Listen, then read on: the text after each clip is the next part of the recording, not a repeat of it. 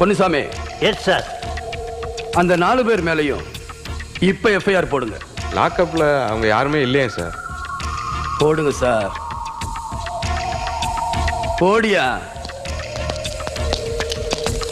Sir, உங்களுக்கு சுட தெரியுமா? மிலிட்டரியில் இருக்கும்போது சுட்டிருக்கேன் சார். மிலிட்டரியில வேலை பார்த்துட்டு கான்ஸ்டபிள் ஆனீங்களா? ஆமாம் சார்.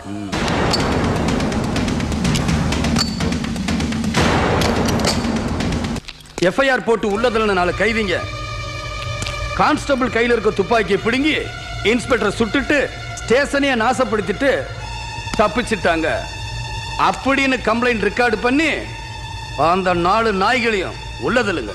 Yes sir. சுடுங்க.